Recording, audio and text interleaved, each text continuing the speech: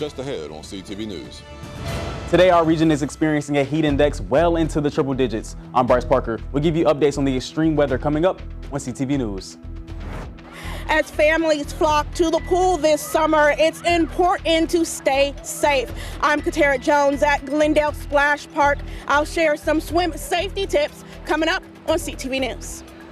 It's one of the hottest days of the year, but the AC is out at a local apartment complex. I'm Byron Scott. We'll tell you where coming up. Those stories and more on CTV News, starting now.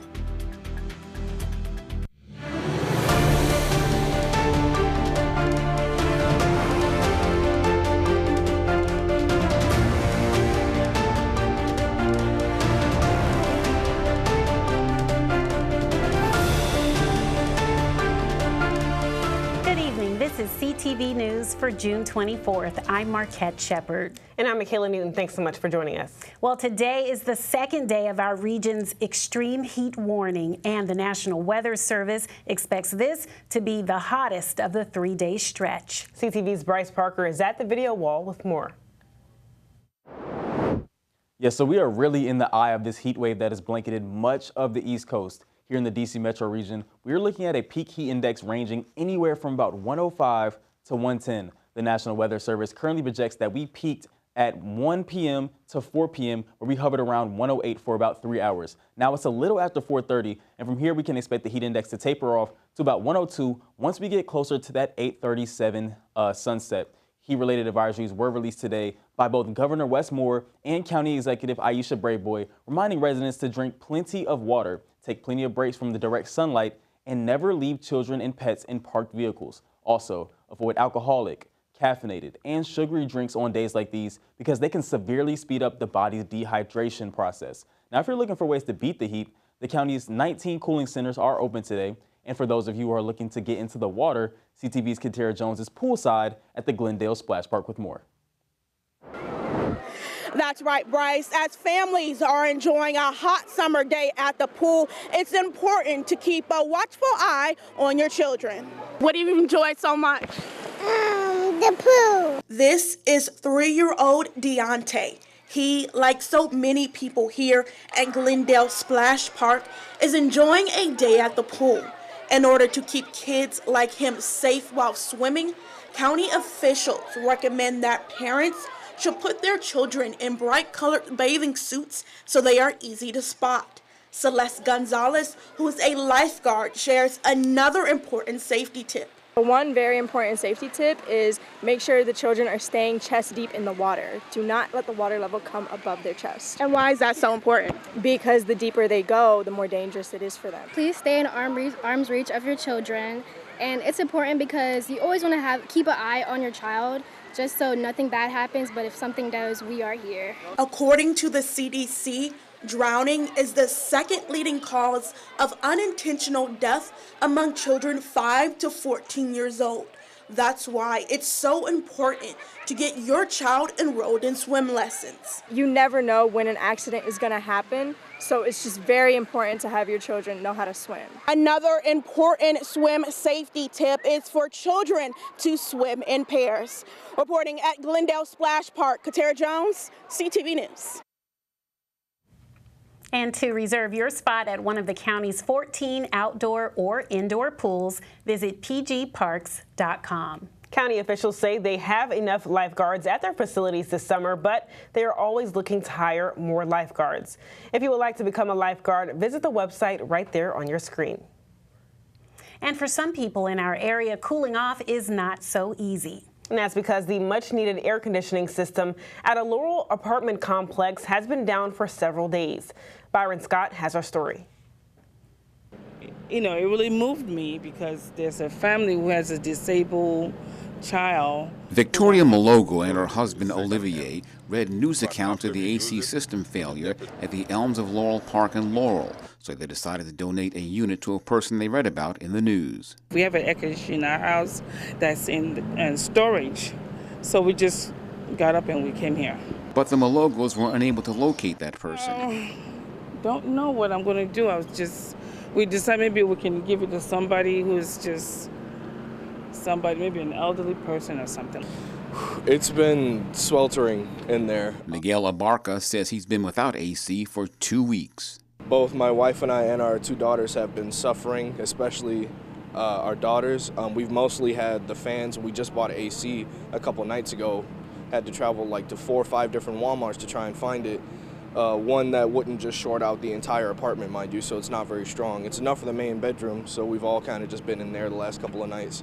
Today, officials with the Anne Arundel County Health Department were on site checking on residents.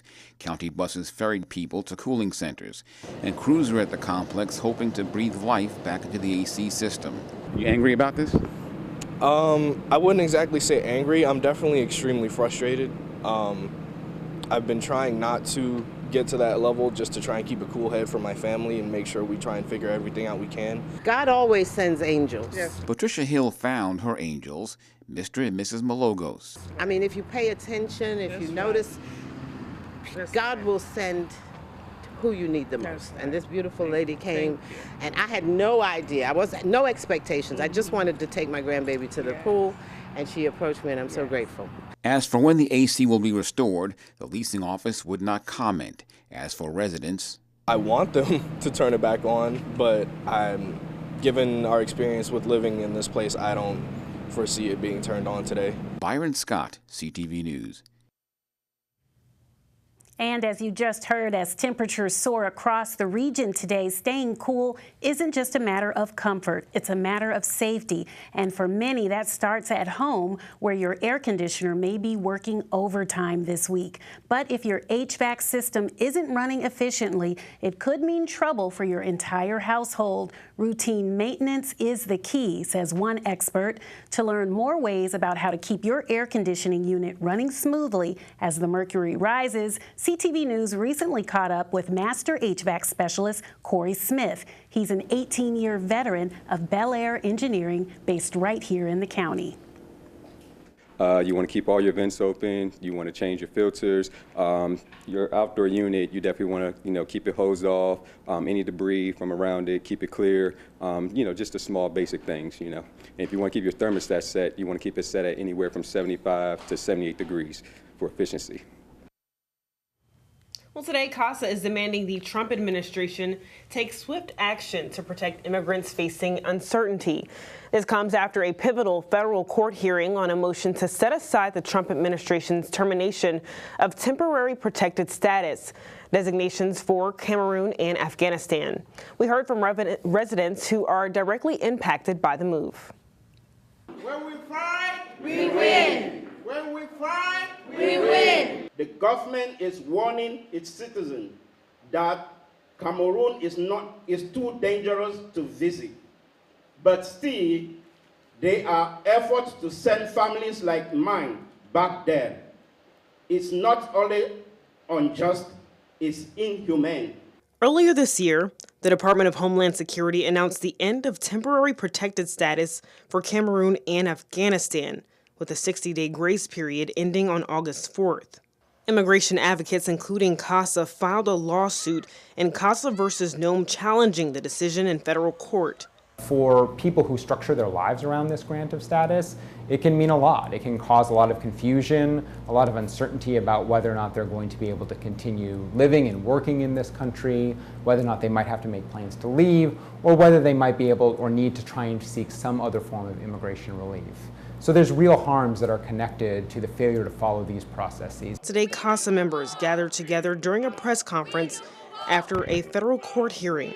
For many Cameroonians and Afghans, the fight to stay continues. And so many members of our community have reached out to us. They're deeply anxious.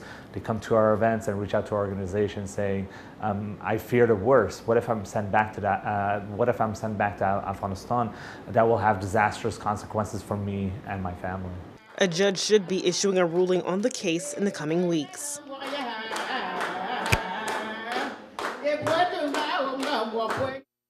Maryland Jewish and Muslim places of worship continue to be on high alert following the U.S. strike on Iran over the weekend.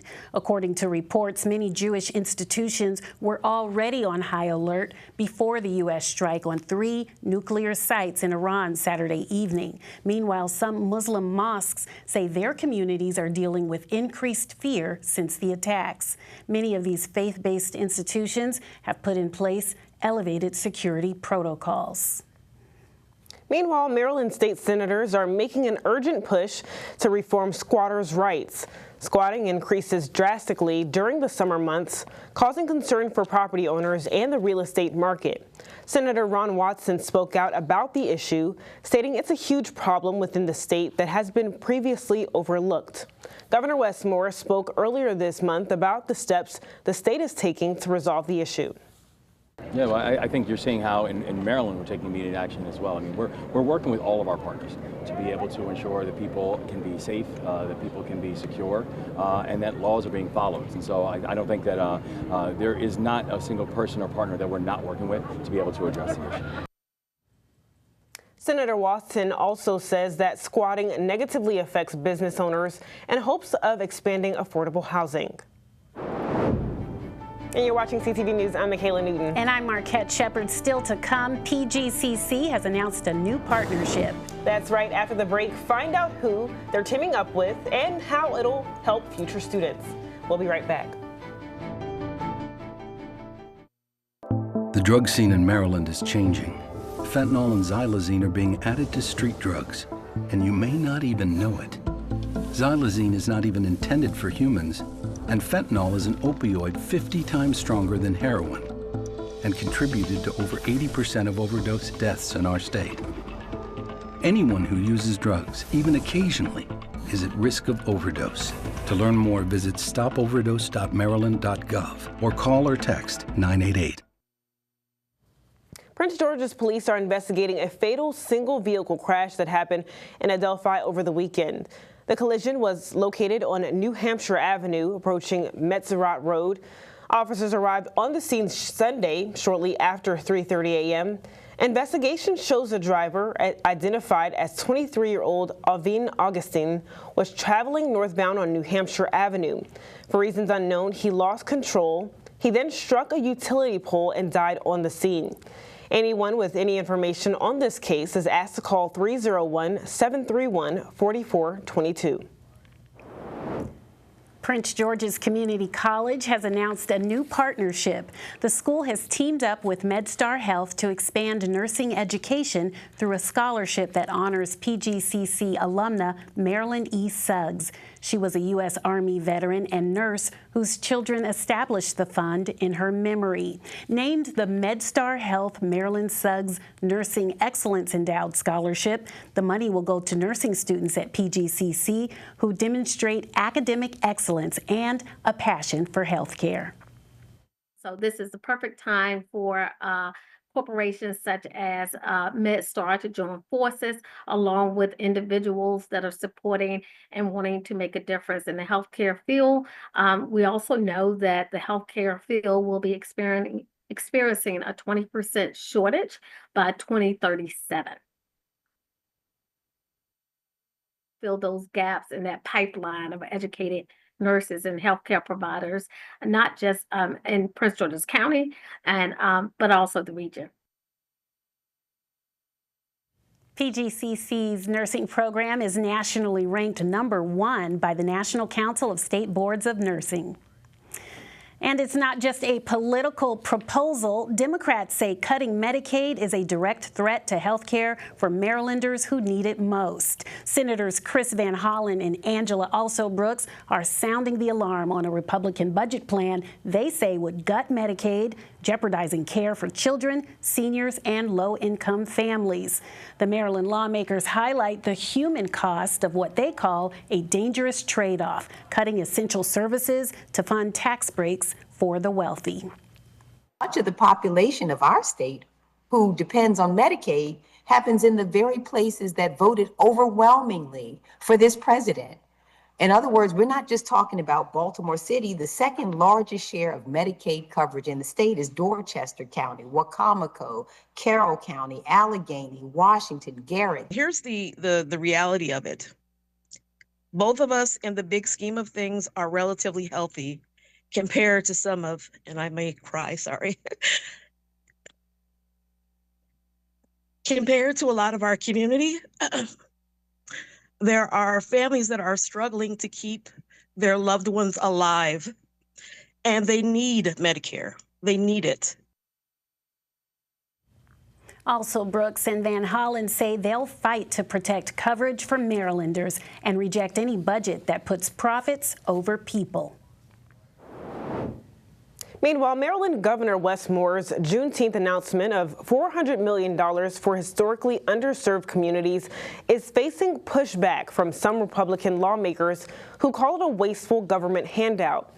The funding, mostly from the state's housing department, budgets for 2026 and 2027, ties back to Moore's Just Communities Act signed last year. Now, that law targets 419 census tracts for priority funding, areas impacted by things like redlining, highway construction, and mass incarceration. And a longtime store staple at Westfield Annapolis Mall has announced it will be closing its doors for good this summer. JCPenney confirmed that they're shutting down this location to the public on August 7th. Now, the store was originally set to close on May 16th, but the company signed a short-term lease in April to stay open through the summer.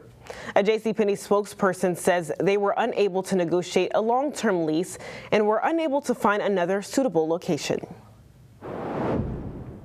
And still to come on CTV News, music journalist and TV personality Ananda Lewis recently passed away after her struggle with breast cancer. After the break, we speak with a board-certified doctor about common breast cancer myths and when you can start screenings. Back in a moment. We are women first, but women with disabilities last. During a military exercise, we crashed and I broke my neck. When I was in the Air Force, an accident changed my life. I couldn't have imagined the injustices I would face. Every day, women like me go to the doctor for annual checkups for conditions like breast cancer. Early detection saved my life. But women with disabilities face a cruel reality: inaccessible medical facilities and equipment. In the 25 years since my injury, I have not seen a gynecologist. There's not one accessible OB/GYN in my community. I found lumps in my breast. I went to a doctor's office I was told was accessible, but when I got there, I couldn't get through the front door. I don't know where I'd be today without access to testing. Our veterans deserve better. Help PVA fight for access at pva.org. If words were enough, I would help you bear your burden. I would watch each child of yours grow strong and true. Teach them to read and to write and to sing so that their voices be forgotten nevermore. If words were enough, I would sate your hunger and you would know you are my sister, my brother, my child. If words were enough. It's so hard to predict a sick kid who just keep getting sicker, but we needed to be together as a family. My family is my entire life. My family means the world to me. When we're together and we have support from Ronald McDonald House, we can be a little stronger. They provide food and a place to rest your head, and they will help you through every step. That's what gets you through every day when you don't know how else you're gonna make it. It makes you feel like you're not alone. Welcome back. According to the American Cancer Society, nearly 1 in 8 women will be diagnosed with breast cancer in their lifetime. Screenings, particularly mammograms, are crucial for early detection, which significantly improves survival rates. The recent passing of popular TV host and former MTV personality Ananda Lewis after a 6-year battle both shocked and saddened fans, underscoring the importance of women knowing the facts about prevention and care. Here with us now to discuss common breast cancer myths is board-certified OBGYN Dr. Stephanie Hack. Welcome, Dr. Hack. Thanks for joining us. Thank you for having me. Now, I want to start with something that I find is most confusing, breast cancer screening. Over the years, the age of when you should start getting your annual screening has changed. Can you clear up any myths about when you should start? Sure. So the different recommendations depend on who you ask. As you mentioned, the American Cancer Society has one recommendation. The United States Preventive Task Force Services has one recommendation. The American College of Obstetricians and Gynecologists have another recommendation. Generally speaking, we recommend shared decision making, meaning we have a conversation with you as a woman about what your concerns are, what your risk is, and when to start screening. And the American College of Obstetricians and Gynecologists, ACOG, we recommend starting at 40 years old for women of average risk, and that's the important thing to mention. And why do you think so many women, especially Black women, might delay getting mammograms, especially when they do know those risks? Sure. I think it is multifactorial. First, we manage a lot.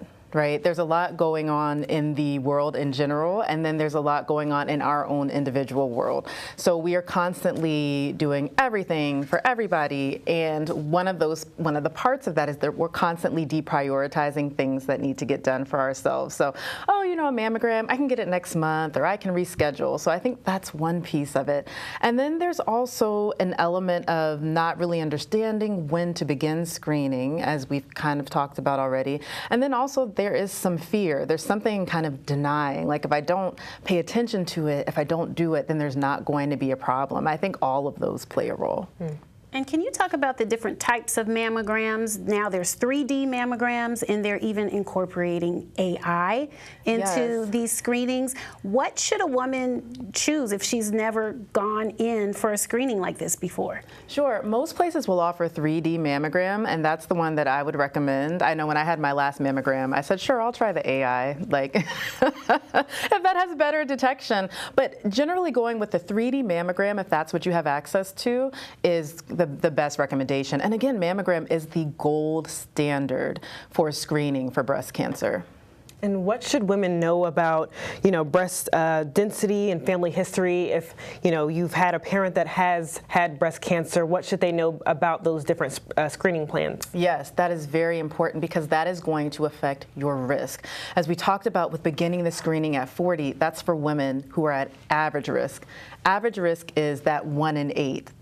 That you mentioned, 1 in 8 women is going to get breast cancer in her lifetime. Well, that's a 12% risk. So if your risk of getting breast cancer in your lifetime is 12 to 13%, you're at an average risk, and you would start at 40. But if you have a family history of breast cancer, or if you've been diagnosed with breast cancer before, then you would have a higher risk, and then you would need to start screening earlier. So knowing your genetics and your family history all plays a role in helping to determine your risk and when to begin screening. Let's talk about Ananda Lewis for a minute. She's so young. She passed away early 50s.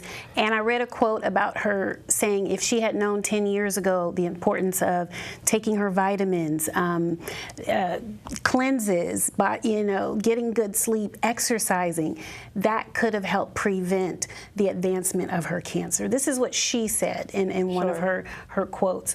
What would you say to women watching about just total body care and how it can affect the onset of any cancer, not to mention breast cancer? Sure. I would say eating a healthy diet, limiting sugars, drinking a lot of water, regular exercise, all of those things are going to improve your health overall. But then, unfortunately, for some of us, even if we do those things, we are still at risk for developing certain conditions like cancer. So I'd say always healthy diet and exercise are always recommended, but also constantly being in communication with your healthcare provider to know what screenings you're due for. So if for some reason you're at risk, that you are getting the appropriate screening and able to detect things in time. Dr. Hack, thanks so much for joining us. We appreciate you for coming back in. Well, for more information and resources on breast cancer screenings, visit Dr. Hack online at ladypartsdoctor.com. All right, guys, and don't move because Simon Buggs is here with our Tuesday Sports page. That's right. What's going on, Simon? What's going on, everyone? And coming up in sports, a recap of the Orioles' victory against the Texas Rangers last night. Stay tuned. You've been diagnosed with type 2 diabetes. You have to carefully monitor your health for the rest of your life, and you have an increased risk of developing cardiovascular disease. Cut. Type 2, take 2. Action. You've been diagnosed with a new purpose, to fight for the amazing life you made for yourself, to look that risk of heart disease square in the face and say, no, not me. You've been given a new opportunity to live. Get started at NoDiabetesByHeart.org.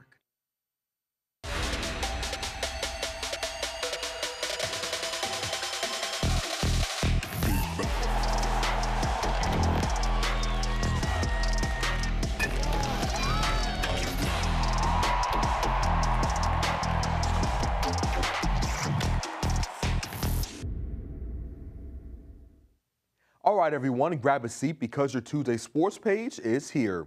There was some baseball action last night as the Baltimore Orioles looked to grab a win against the Texas Rangers. The game was close after 4 innings, with the Birds only having a 1-0 lead over Texas. But after a 3-1 homer from infielder Jackson Holliday in the 5th, and the team jumping out to a 4-0 lead, that will be all she wrote as the Orioles scored 2 more runs afterwards to win the game 6-0. Manager Tony Mansolino spoke after the game about Holliday's performance and his development up until this point.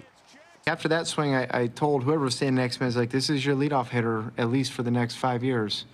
You know, I mean, left or right-handed, I don't think this kid goes anywhere else, in the lineup. I think it's, I took him out of the leadoff spot against Scooble. I don't think he'll ever do that. I think he's probably staying there, barring something unforeseen. But he's getting to the point where it's getting more neutral. I was looking at his splits today, his left-handed splits today, and they're not bad. They're definitely going up. This is Baltimore's 3rd win in their last 5 games. Game 2 of this series will take place tonight at 6:35. Moving on to news from the Burgundy and Gold, the start of the 2025 season is a couple of months away, and the team's looking to build off their momentum from last year, where they were 1 game away from the Super Bowl. Washington isn't sneaking up on anyone this year, and players are going to have to step up to ensure the team doesn't regress. The offseason is a good time for players to show coaches that they mean business, and head coach Dan Quinn touched on the players that have impressed him so far during the offseason. I thought in Jordan McGee, in terms of the way that he's put in so much work. Ben Sinnott is one I thought had just a fantastic offseason, and I'm seeing that come to fruition in this time frame that he's been going. So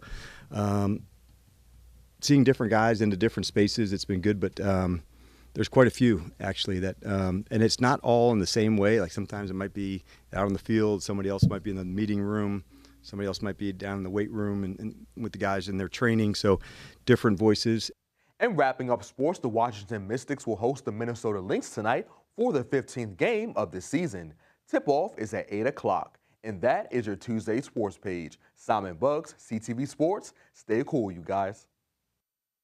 All right, Simon, thanks so much. Let's get a look at our 3-day weather forecast. Make sure you stay hydrated tonight. We are still under an extreme heat warning. We'll have some calm winds tonight. Tomorrow, we'll be under a heat watch. It'll be 98 degrees, but grab your umbrellas on the way out because rain is expected after 2 p.m. Thursday, it'll be 93 degrees and storms are likely before 2 p.m. Friday, we get another day of rain to kick off the weekend, but we'll have a high of 80 and a low of 70.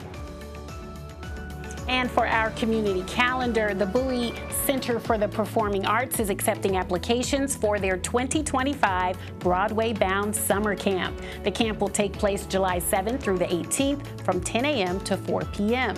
The 2-week program offers a performing arts and technical production overview to students ages 8 to 13, followed by a musical theater showcase for friends and family. For more information about the Broadway-bound summer camp, email the camp coordinator at summermore@pgcps.org. All right, well, that's all the time we have for CTV News. Thanks so much for joining us. We'll see you again tomorrow. Good night.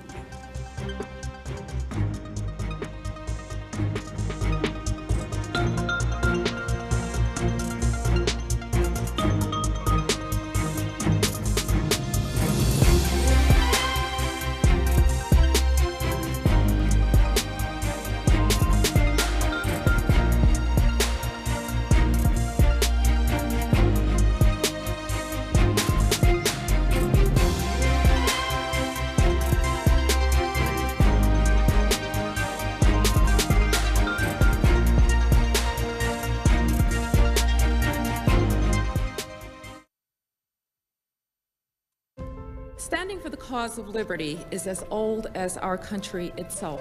It is the American story, a story of fallible people, united across the generations by grand and enduring ideals. The time has come to reaffirm our enduring spirit, to carry forward that promise that all are equal and all deserve a chance to pursue their full measure of happiness.